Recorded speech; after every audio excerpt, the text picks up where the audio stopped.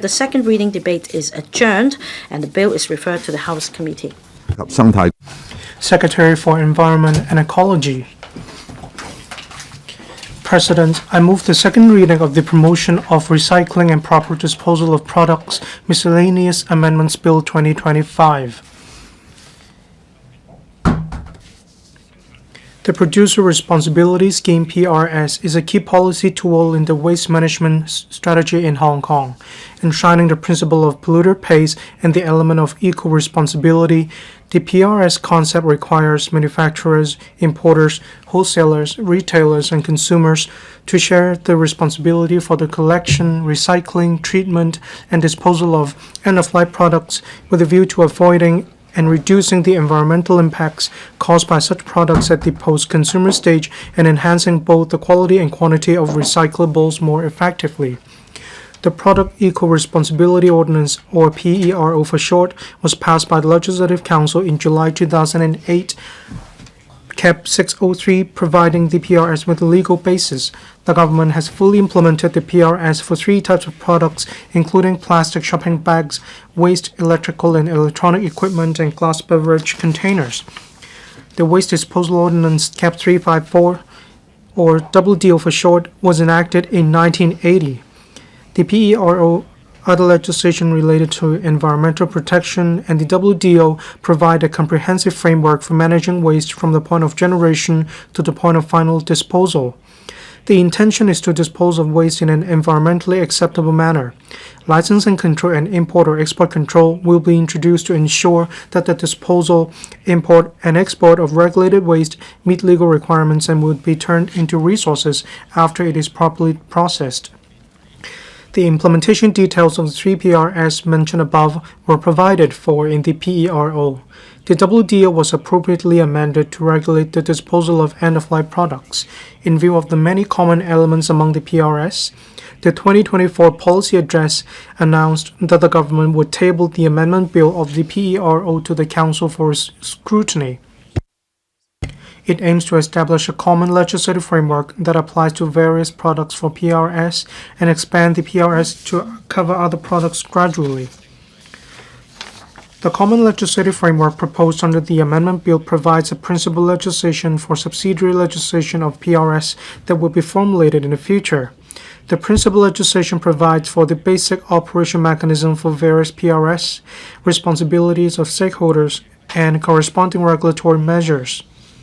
The operation details of individual regulated products will be prescribed by way of subsidiary legislation. The amendment proposes to implement new PRS under a market-led approach. This will not only promote competition in the market to improve the quality of the industry, but also enable stakeholders to play a more active role in PRS, contributing to a more efficient and more cost-effective recycling arrangement.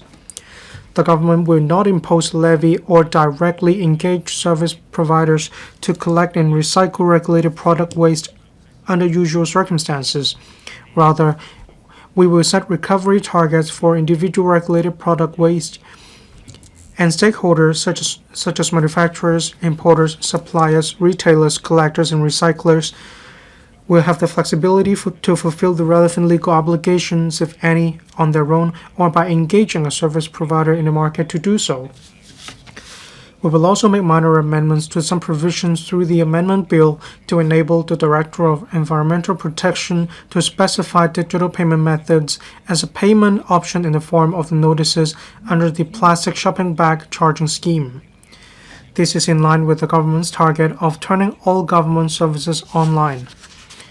We will also revise the regulation-making power under that scheme so as to align with that under the common legislative framework.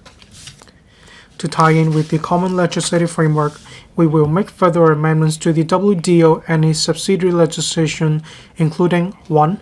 Introducing licensing control to regulate the disposal and recycling facilities for regulated products to ensure that their operation is environmentally sound. 2. Imposing permit requirements on the import and export of liquid carton waste and vehicle tire waste. And 3. Banning the disposal of vehicle tire waste at designated waste disposal facilities, including landfills and refuse transfer stations. These amendments will take effect in tandem with the relevant PRS. In the course of consultation, we were aware that the industry and some stakeholders had concerns over the implementation details of the PRS. I now give an undertaking here that we will maintain close liaison with the industry when we formulate the scheme for various products. We will also assess the impacts of the relevant schemes on the business environment, adopt suggestions to adjust the schemes, set appropriate recycling targets, and so on. After the industry and stakeholders are ready, we will consult the Council on different schemes and implement them in phases having regard to the actual situation. We will table subsidiary legislation to the Council for scrutiny by way of negative vetting. The Panel on Environmental Affairs and the Advisory Council on the Environment supported the amendment bill. I thank members for their support and views. President, the PRS helps develop the circular economy. It will create jobs and business opportunities. It will also drive the technological innovation and application of waste management. I appeal to members to support the amendment bill. Deputy President, I to submit. I now propose to question to you that the aforesaid bill be read the second time. In accordance with the rules of procedure, the second reading debate is adjourned and the bill is referred to the House Committee.商務及經 Secretary for Commerce and Economic Development.